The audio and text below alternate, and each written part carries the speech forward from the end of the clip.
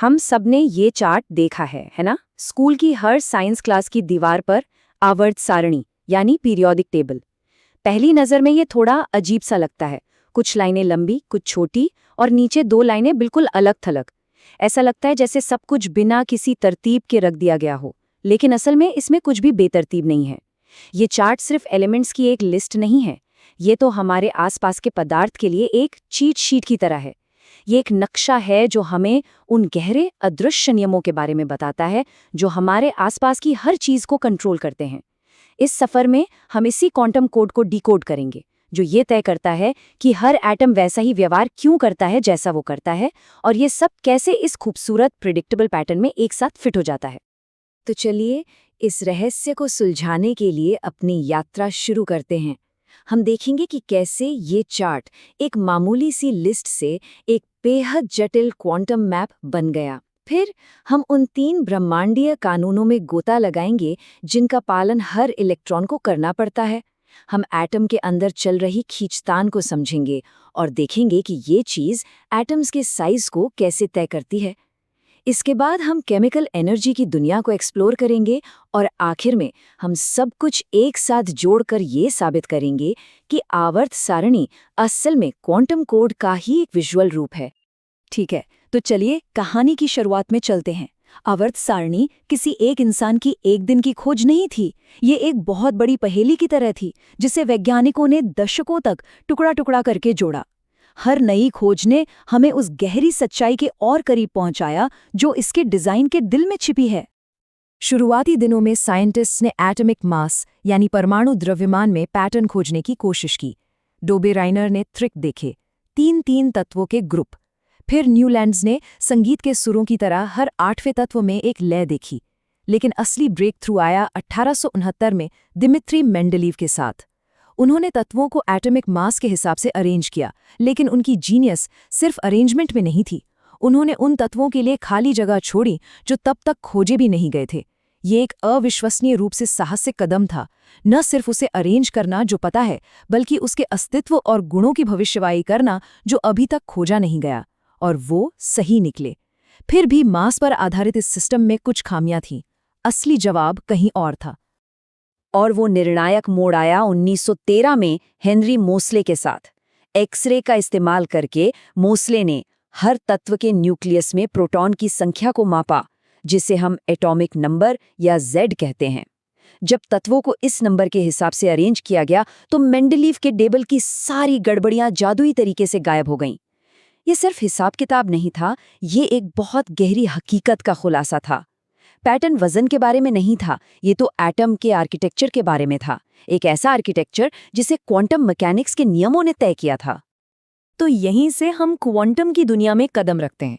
आवर्त सारणी की बनावट को सच में समझने के लिए हमें ये समझना होगा कि एक एटम के अंदर इलेक्ट्रॉन खुद को कैसे अरेंज करते हैं। और ये कोई अफरा तफरी नहीं है। इसे 3 बहुत ही सख्त गैर समझौता योग्य नियम कंट्रोल करते हैं। ये नियम हर एलिमेंट के लिए एक ऑपरेटिंग सिस्टम की तरह हैं, जो ये तय करते हैं कि वे कैसे बनेंगे और कैसे व्यवहार करेंगे।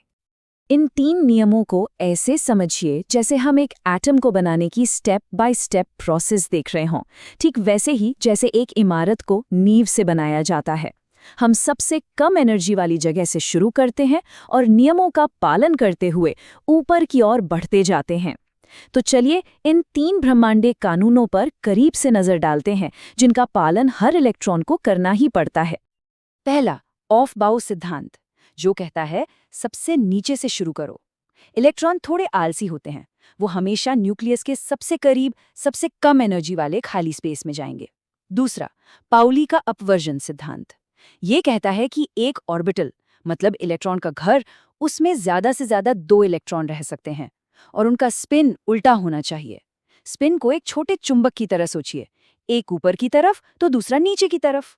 कोई भी 2 इलेक्ट्रॉन बिल्कुल एक जैसे नहीं हो सकते। और तीसरा है हुंड का नियम। इसे बस सीट रूल की तरह सोचिए। जब हम एक खाली बस में चढ़ते हैं तो किसी के बगल में बैठने से पहले एक खाली 2 सीटर सीट लेते हैं ना, है ना? इलेक्ट्रॉन भी बिल्कुल वैसा ही करते हैं। वे एक दूसरे से दूर रहने के लिए अपने अपने ऑर्बिटल में फैल जाते हैं और जोड़ा तभी बनाते हैं जब उन्हें मजबूरी में ऐसा करना पड़ता है। ये सब कुछ एनर्जी के बारे में है। अच्छा, अब हमारे पास नियम तो हैं, लेकिन हमें एक ऐसा कॉन्सेप्ट चाहिए जो इन नियमों को उन गुणों में बदल दे जिन्हें हम नाप सकते हैं, जैसे साइज और एनर्जी। यहीं पर आता है प्रभावी नाभिकीय आवेश या ZF। ये आवर्त सारणी में दिखने वाले लगभग हर ट्रेंड के पीछे की ड्राइविंग फोर्स है। तो ये ZF असल में है क्या? जरा सोचिए कि न्यूक्लियस एक बहुत ताकतवर चुंबक है। ये अपने चारों ओर के इलेक्ट्रॉनों को अपनी ओर खींचता है। इस चुंबक की कुल ताकत है Z, यानी प्रोटॉन की संख्या। लेकिन एक बाहरी इलेक्ट्रॉन इस पूरी ताकत को महसूस नहीं करता। क्यों? क्योंकि उसके और न्यूक्लियस के बीच के दूसरे इलेक्ट्रॉन रास्ते में आ जाते हैं। वे एक ढाल की तरह काम करते हैं जो न्यूक्लियस के खिंचाव को थोड़ा बहुत रोक देते हैं। ZF वो महसूस किया गया चार्ज है जो इस शील्डिंग के बाद बचता है। इस स्लाइड के बारे में जो वाकई दिलचस्प है वो इन दोनों के बीच का फर्क है। असली न्यूक्लियर चार्ज Z एक एलिमेंट के लिए फिक्स्ड है। कार्बन में हमेशा 6 प्रोटॉन होते हैं। लेकिन प्रभावी न्यूक्लियर चार्ज Z इफेक्ट बदलता रहता है। ये इस बात पर निर्भर करता है कि हम किस इलेक्ट्रॉन को देख रहे हैं, और वो बदलता हुआ महसूस किया गया चार्ज ही है जहां सारी केमिस्ट्री होती है। यही वजह है कि एक ही एलिमेंट के अलग अलग इलेक्ट्रॉन अलग अलग तरह से बिहेव कर सकते हैं। तो यहाँ एक तरह की खींचतान चल रही है। एक तरफ भीतरी इलेक्ट्रॉन बाहरी इलेक्ट्रॉनों को दूर धकेल रहे हैं, यह है शील्डिंग। लेकिन दूसरी तरफ कुछ इलेक्ट्रॉन, खासकर s ऑर्बिटल वाले, उस शील्डिंग को भेद कर न्यूक्लियस के बहुत करीब पहुंचने में माहिर होते हैं। इसे भेदन या पेनिट्रेशन कहते हैं। वे शील्डिंग करने वाले इलेक्ट्रॉन बादलों से निकलकर न्यूक्लियस के खिंचाव को ज्यादा महसूस करते हैं। ये भेदन क्षमता का क्रम S सबसे अच्छा, फिर P, D और F कई पीरियोडिक ट्रेंड्स और उनमें आने वाली गड़बड़ियों को समझाने की चाबी है। तो अब हमारे पास एक दमदार कॉन्सेप्ट है, ZF, यानी महसूस किया गया न्यूक्लियर खिंचाव। चलिए इसे इसके पहले बड़े भौतिक परिणाम से जोड़ते हैं। एक एटम का साइज। ये क्वांटम नियम और अंदरूनी बल सीधे सीधे ये तय करते हैं कि कोई एटम कितना बड़ा या छोटा है। लेकिन एक एटम का साइज नापना थोड़ा मुश्किल है, क्योंकि एटम का कोई ठोस किनारा नहीं होता। तो हम इसे कैसे नापते हैं, ये इस बात पर निर्भर करता है कि एटम कर क्या रहा है। जब दो एटम्स एक मजबूत केमिकल बॉन्ड में होते हैं तो हम कोवैलेंट रेडियस नापते हैं। एक मेटल में हम मेटालिक रेडियस नापते हैं।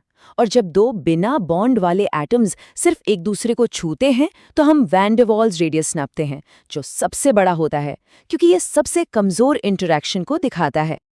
तो आवर्त सारणी में साइज कैसे बदलता है? इसके दो मुख्य ट्रेंड्स हैं।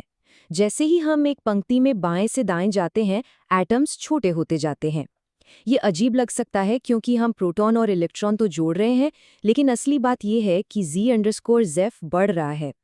ज्यादा प्रोटॉन बाहरी इलेक्ट्रॉनों को और मजबूती से खींचते हैं, जो सब एक ही एनर्जी शेल में हैं, जिससे पूरा एटम सिकुड़ जाता है। इसके उलट जब हम एक कॉलम में नीचे जाते हैं तो एटम्स बड़े हो जाते हैं। यहाँ सबसे बड़ा फैक्टर ये है कि हम एक पूरी तरह से नया इलेक्ट्रॉन शेल जोड़ रहे हैं, जो न्यूक्लियस से बहुत दूर है। दूरी में ये बढ़ोतरी Z_F में किसी भी बढ़त पर भारी पड़ जाती है। और ये लॉजिक तब भी काम करता है जब एटम्स आयन बनाते हैं। जब एक एटम इलेक्ट्रॉन खोकर एक पॉजिटिव आयन यानी केटायन बनाता है तो वो छोटा हो जाता है। कम इलेक्ट्रॉनों के साथ उनके बीच धक्कामुक्की कम होती है और वही न्यूक्लियर चार्ज बचे हुए इलेक्ट्रॉनों को और भी कसकर खींच पाता है। जब एक एटम इलेक्ट्रॉन पाकर एक नेगेटिव आयन यानी एनायन बनाता है तो वो बड़ा हो जाता है।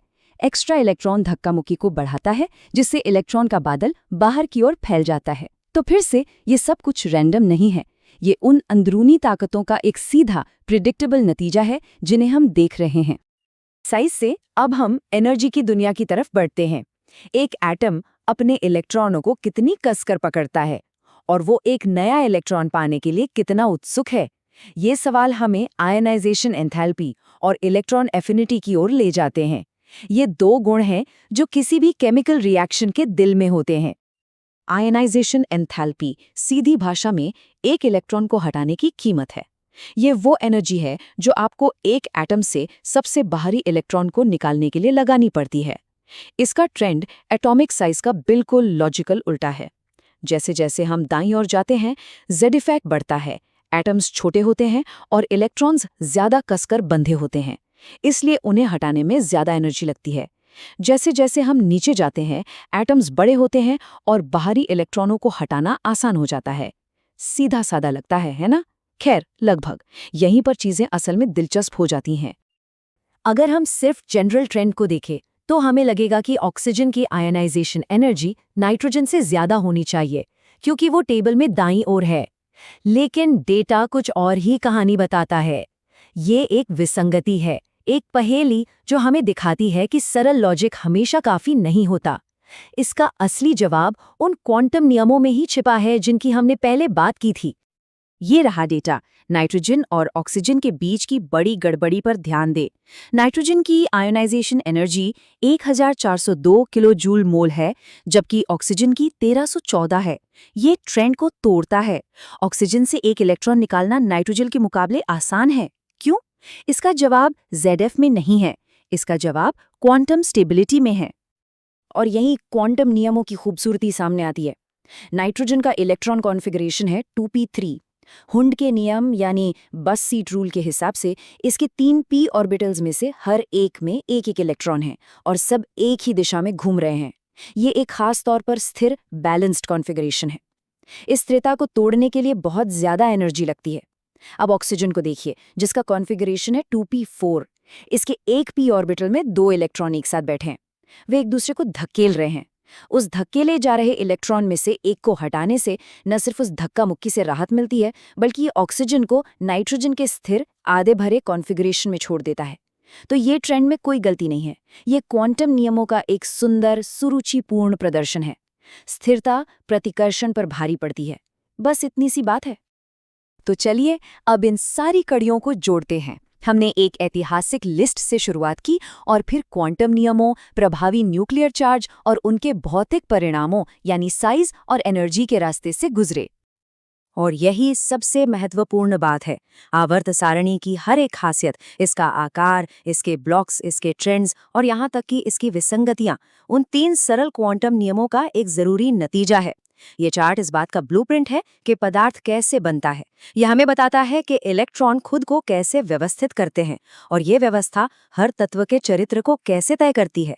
ये सिर्फ केमिस्ट्री ही नहीं, ये तो बड़े पैमाने पर लिखी गई फिजिक्स है। तो जैसा कि हम इसे समाप्त करते हैं, एक आखिरी विचार के साथ छोड़ना बनता है। हमने देखा है कि कैसे क्वांटम नियम आवर्त सारणी को आकार देते हैं, लेकिन ये एक और गहरे सवाल की ओर ले जाता है। वो नियम कहाँ से आते हैं? वो कौन से सिद्धांत हैं जो खुद क्वांटम मैकेनिक्स को नियंत्रित करते हैं? यह एक याद दिलाता है कि विज्ञान में हर जवाब एक नया और अक्सर ज्यादा गहरा सवाल खोलता है। इन सवालों के बारे में सोचना जारी रखें।